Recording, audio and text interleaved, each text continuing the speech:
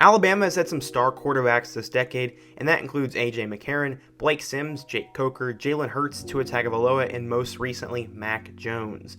There have also been some busts like Blake Barnett, but there is one quarterback who played for the Tide that I swear everyone remembers, but no one really knows what he did at Alabama, and they especially don't know whatever happened to the guy.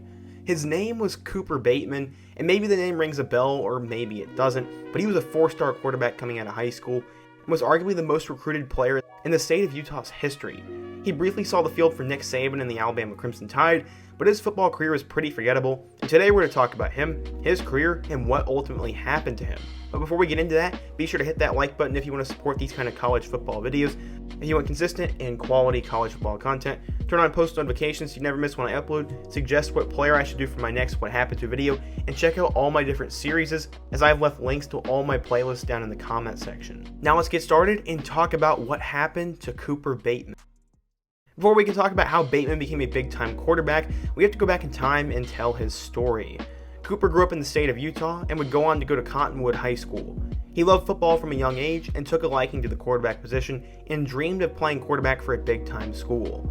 When he got to high school, he began to stand out as a player and as a recruit. By the time he was a senior, he was the #1 player in the state of Utah, and he had blossomed into one of the more sought-after players in the class of 2013. Cottonwood offensive coordinator Scott Cape said 70 schools visited him. Quote, "Every single day you have an LSU or an Auburn, half a dozen schools coming in," Cape said. He threw for 2,384 yards and 15 touchdowns as a senior, while he ran the ball for 82 times for 277 yards and 12 touchdowns as well, and he got an invite to the prestigious Under Armour All-American game, where he played against the #1 quarterback in the class of 2013, Max Brown, who I'm friends with, and he's been on this channel before. He was a 4-star top 100 player, but where was he going to go? He had offers from numerous SEC schools such as Alabama, LSU, Florida, Arkansas, and Auburn, plus traditional West Coast powers such as Stanford, Washington, and Utah. He cut his list of schools to 4, which included Utah, Washington, Auburn, and Alabama. Bateman visited 7 schools, and at each of them, coaches threw various recruiting tactics. Each university had a locker with a jersey bearing his name, even sent him and his mother around campus with a set of attractive twin sisters. Bateman said, quote, "It was kind of weird, but I guess that's how they do it." Alabama apparently kept the lowest profile of the bunch. He was one of the most highly recruited players in Utah history with more than 50 offers, and Brandon Huffman, a national recruiting analyst for Fox Sports, said Bateman was the most heavily recruited player to ever come out of the state of Utah, and that included Haloi Nada, who was the #2 ranked player in the class of 2002 and was a longtime Baltimore Raven. He would decide to commit to Nick Saban and the Alabama Crimson Tide, and by all sources, they got a good one. This is what Bateman had to say about his commitment to Alabama and his opportunity to play college football. Quote, "This has been a great time in my life, and I have the rare opportunity to be able to choose from many great schools that will allow me to get a college degree and continue to play the game that I love.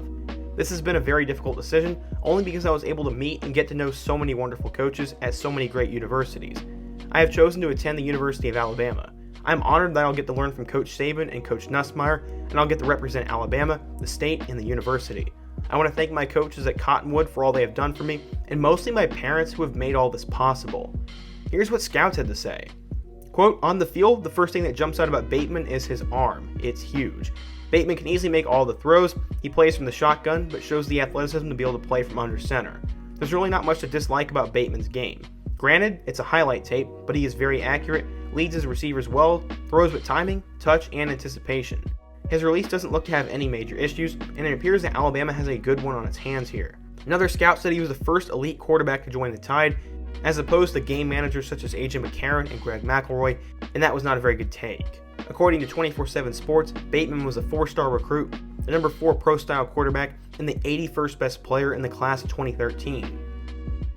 Bateman came in pretty highly hyped up, but he would be behind some guys, and he would redshirt. As a redshirt freshman in 2014, he'd be the team's primary kick holder, but he wanted more than that, and going into 2015, he would get that. Bateman was going to battle it out with Jake Coker for the starting job, and in their games against Wisconsin and Middle Tennessee, he saw some action, even completing a touchdown against the Blue Raiders. Then he got the moment he had been waiting for, despite how shocked everyone was, and this moment would come against the Ole Miss Rebels. Chris Fowler and Kirk Herbstreit announced in somewhat confused tones that they had just received word that Alabama had named Cooper Bateman the starting quarterback, and many thought he was the second stringer to Coker. Bateman rewarded the coaching staff by completing 11 of 14 passes for 87 yards. He threw a terrible interception to Ole Miss's Trey Elston, and this would set up the Rebels' first touchdown, and then he was benched after the Rebels would grab a 17-3 lead following a fumbled kickoff. Bateman's one chance to shine didn't exactly go well, and Coker came in and threw 3 touchdowns, but the Tide lost to Ole Miss, and fans were not happy with Coach Saban's idea to start Bateman. From there, he would not play any meaningful snaps the rest of the year, and was demoted back to holding kicks. He'd then be thrusted into a battle going into the 2016 season between 5-star Blake Barnett and true freshman Jalen Hurts. For their opener against USC, it was assumed that both Barnett and Bateman would see the field, but that's not what would happen at all. Jalen Hurts would play a ton, and Cooper was shocked. He said, quote, "Long story short, I was just as surprised as everyone else. It wasn't really how it was told to me it was going to be." Barnett was also under impression that the job was his, and Bateman believed that he would split time with Barnett, which is what Saban would actually say publicly before the week of the game. Instead, true freshman Jalen Hurts basically took all the playing time, and from there, both Bateman and Barnett would be demoted, and Barnett would transfer to Arizona State after 4 games, and Bateman would be his backup. He would throw a touchdown against Mississippi State in garbage time, but it was time for Bateman to move on and try one more school.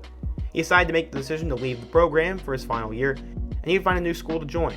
He decided to go back home and walk on at Utah, where he became the 3rd-string quarterback and battled it out with Tyler Huntley and Troy Williams for the starting job. He loved the place, the atmosphere, and being close to home, but he knew it would be a battle to win that job.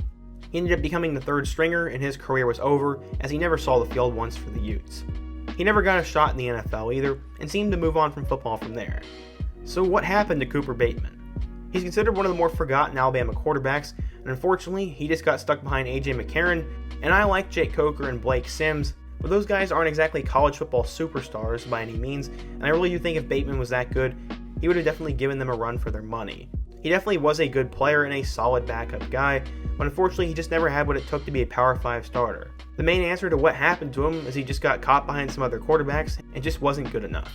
I really enjoyed researching Cooper Bateman's story, as he's one of those SEC names I remember from back in the day, but really didn't know a whole lot about him. I hope you guys enjoyed today's video as well, and if you did, please be sure to hit that like button and show your support down in the comment section, as that means a lot to me, and it'll help the video get in the algorithm so more Alabama and college football fans can see today's video, and maybe even Cooper will see it one day.